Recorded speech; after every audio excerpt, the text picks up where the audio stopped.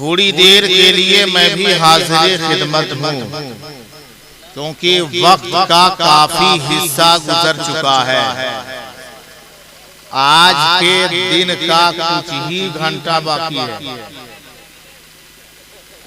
जब बिहान होगा फिर दिन होगा, अरे बिहान नहीं होगा दिने रहेगा, बिहान होगा दिन होबे करेगा।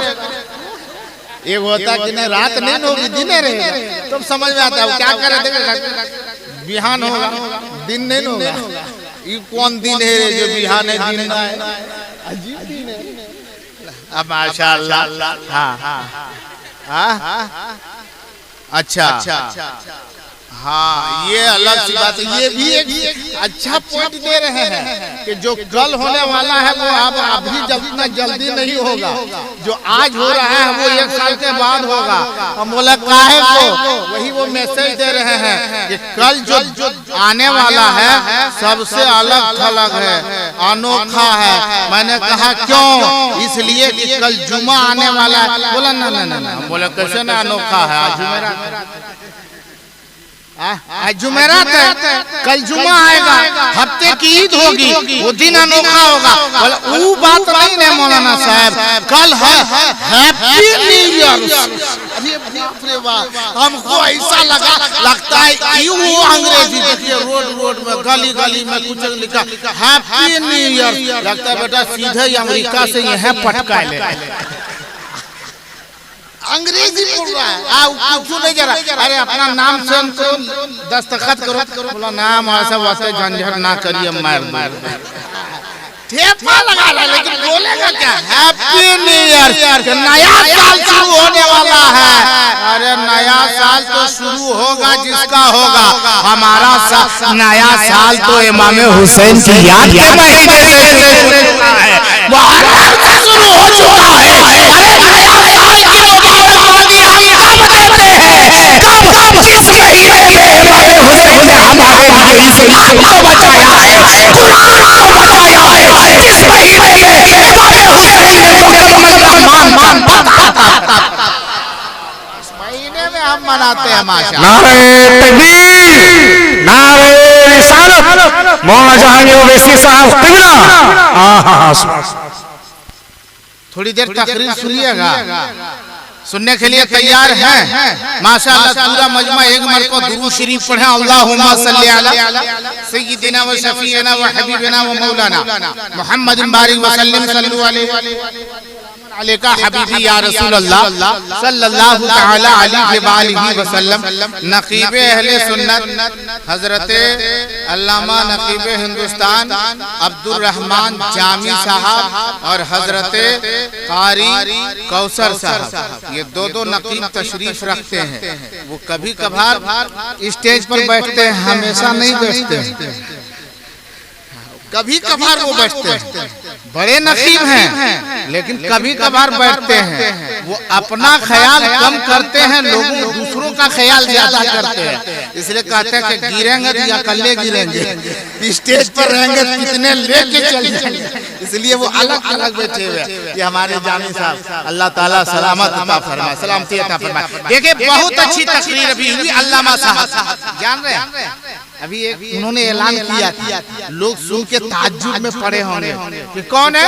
ये मौलाना जाकिर साहब। कहाँ के? यहाँ बगले वाले हैं, अपने इलाके के हैं। कौन का? तुलसी दी के हैं। अरे तो अजीब बात सुने। बोला क्या हुआ? अजीब बात। बोला कौन अजीब बात है? अजीब बात सुने कि अब्दुल रहमान जामी ऐलान कर रहा था पीरे तरीक़त। वो तुलसी दी है, ये पीरे तरीक़त कैसे हो? कहाँ ये लिखल है कि तुलसी दिन पीर हो ये नहीं सकता? ये कहाँ लिखा है कि रैयत में मुफक्किर हो ये नहीं सकता? ये कहाँ लिखा है कि कुरुमदिया में जो है से बेहतरीन मौलवी हो ये नहीं सकता है? ये सब नहीं है ना, पीरे तरीक़त लिख दिया तो कौन दिक्कत? कौन दिक्कत है आपको? वो तो मौलाना है, अभी पीर कौन पढ़ाई कौन पढ़ाई पढ़े जो मौलाना से पीर होगी? सोचिए पढ़ाई कौन सी है? मौलाना बनने के लिए दरसी किताबों को पढ़ना पड़ता है और पीर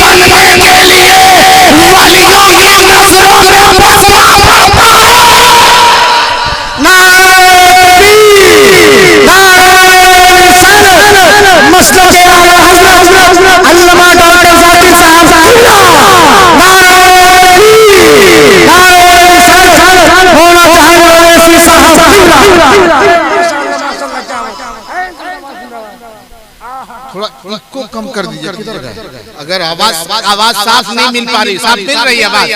अरे साफ मिल रही है। हाँ, इसको थोड़ा हाँ चल हाँ, सुनने के लिए तैयार है?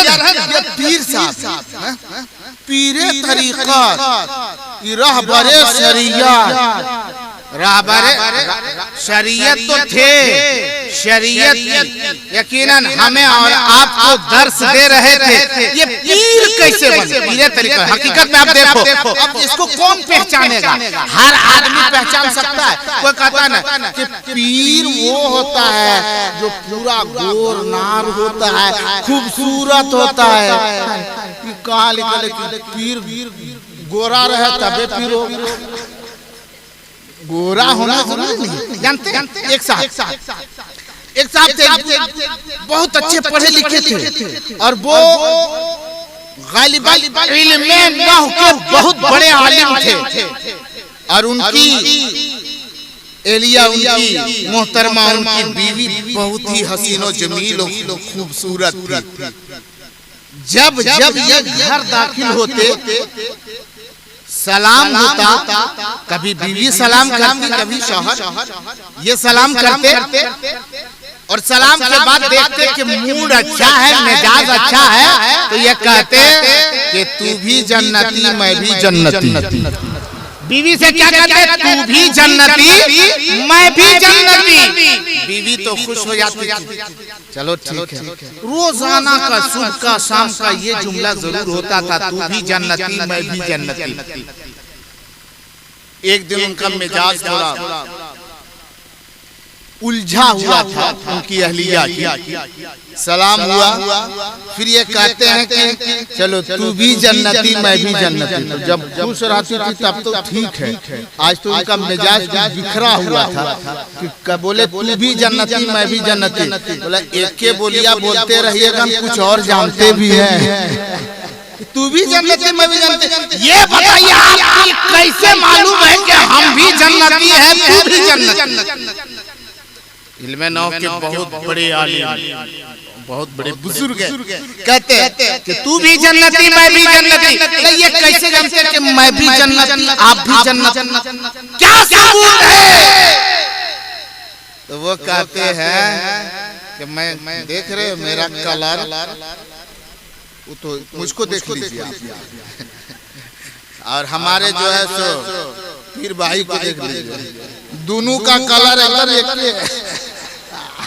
थोड़ा फर्क हो सकता है, लेकिन एकदम दोनों रौनक में हुस्न में पीर भाई जरूर है।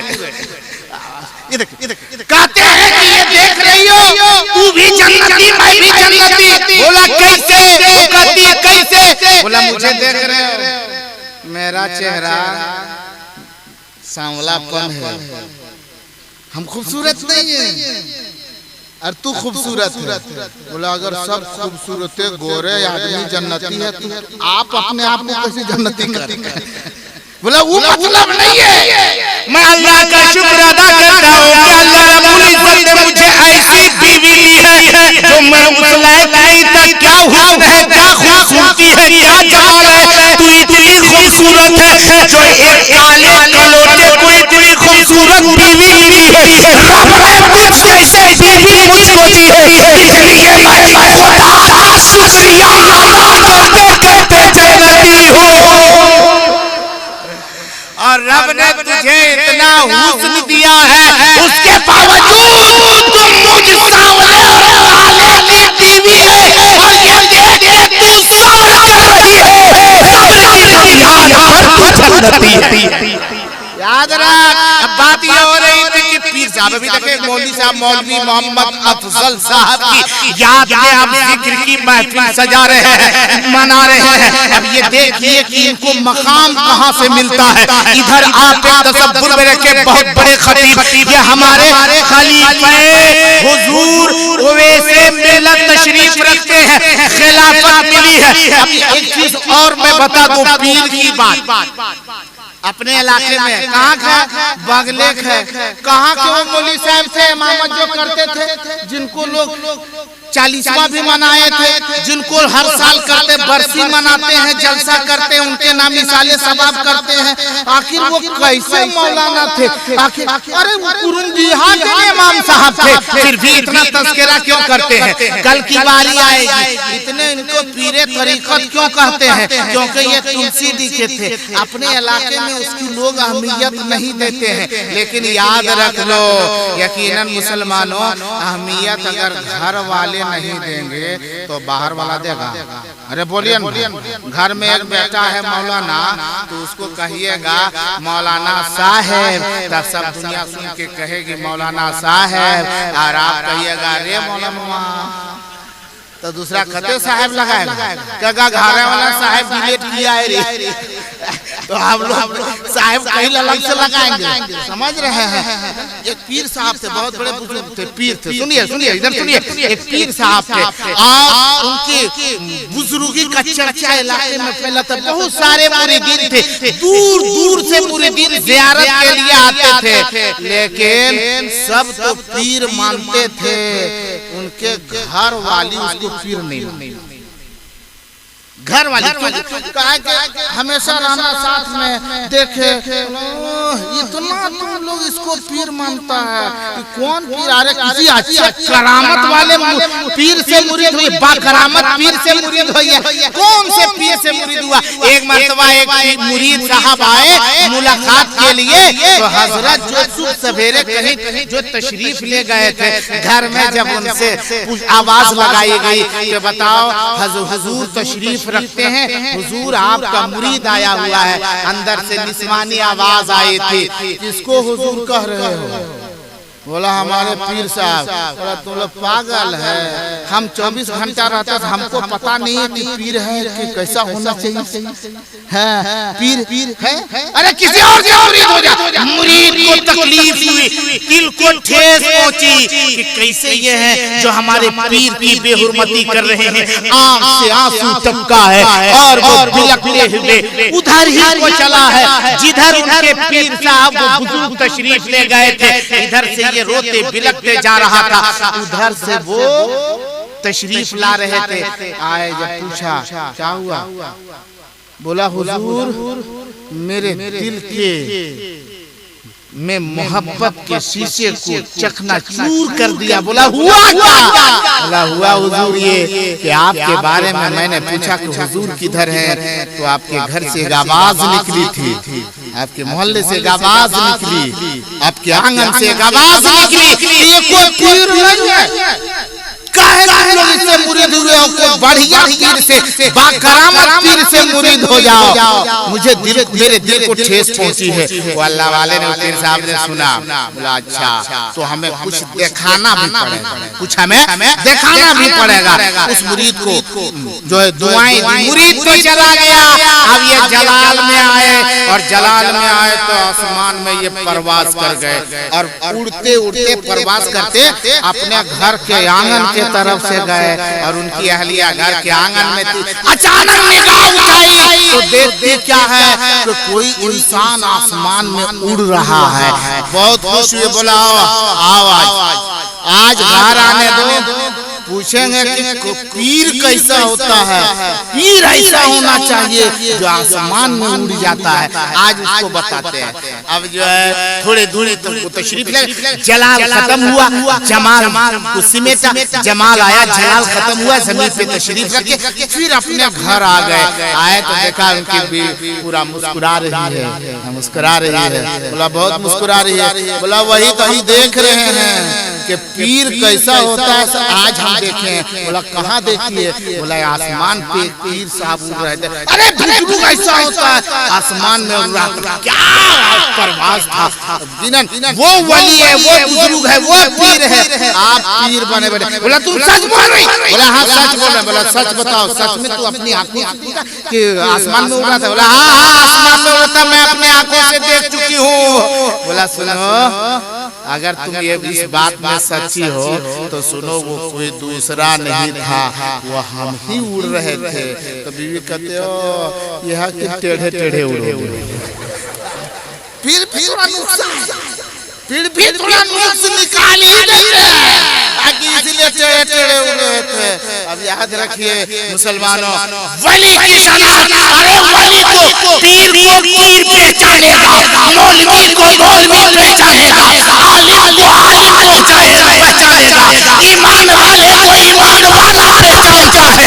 मैं तो कहता हूँ कि दुनिया में मुसलमान मुबारक पार्टी के काबिल है, जिन्होंने हमें कहना है कि जिसे 4 साल पहले मेरे दादा ने बर्बादा है, लश्कर दादा ने जिस इमाम के पीछे रूठ दिया था, उस इमाम की याद को आप भी ताज़ा कर रहे हैं। मेरे दादा बता है जिस इमाम के पीछे इस कदम में सजदा किया, जिस इमाम की इब्तिदा में रुकू किया, जिस इमाम की इब्तिदा में नमाज़ पढ़ी, जिस इमाम की इब्तिदा में क़याम कुल्ल किया, उस इमाम को आज भी प्यार करते हैं।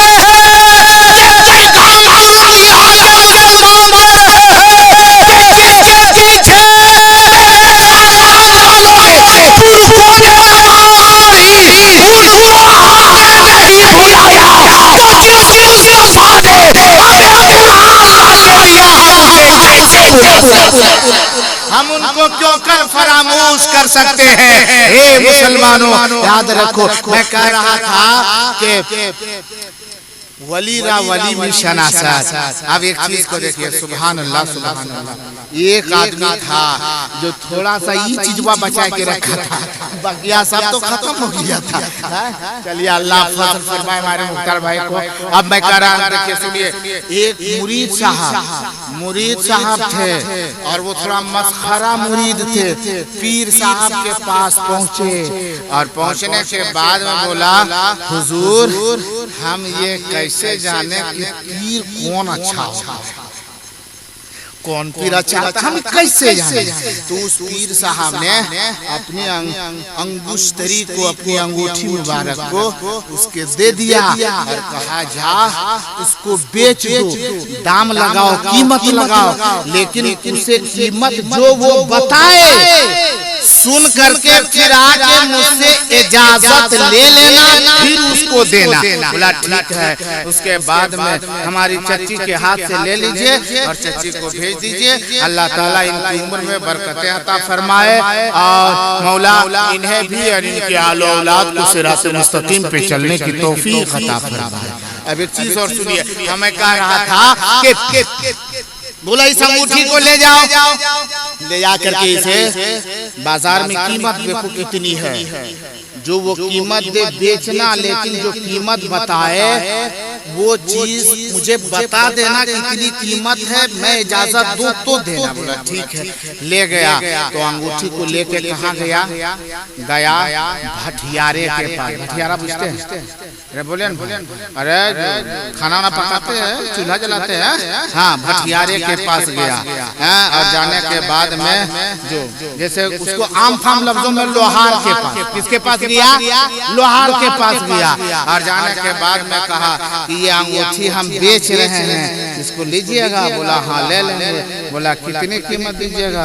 बोला दे देंगे, 1-2 रुपया मान के चलिए, दे देंगे इतना। बोला इतनी? बोला हाँ। बोला ठीक है, तो हम अपने पीर साहब से पूछ करके आते हैं। जब वहाँ गया देखा 1 रुपया कीमत लगा रहा है, गया पीर साहब से पूछा। बोला हुजूर अंगूठी तो बिक रही है लेकिन कीमत जो है 1 रुपये है। बोला 1 रुपये? बोला हाँ।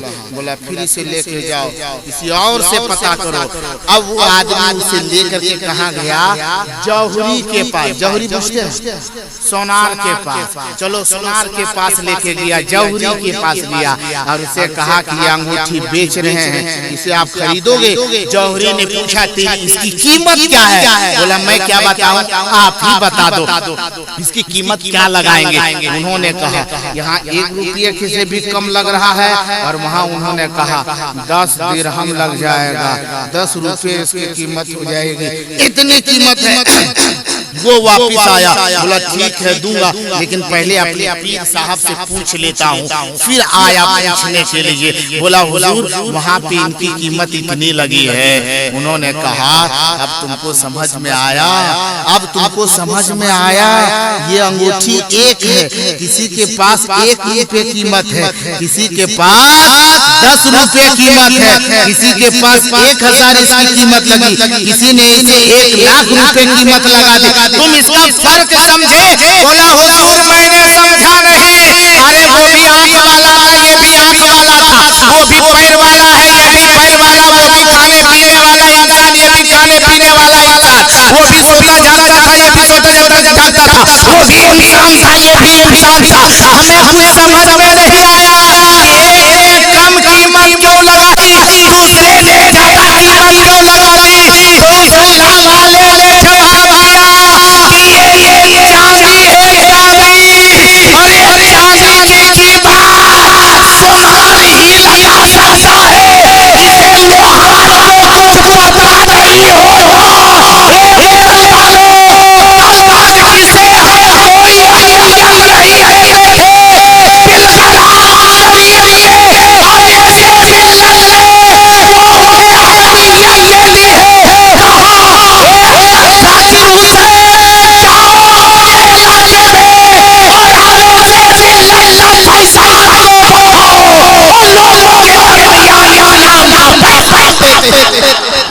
याद रखो मुसलमानों, याद रखो वो हमारे यकीनन हम भी सुभान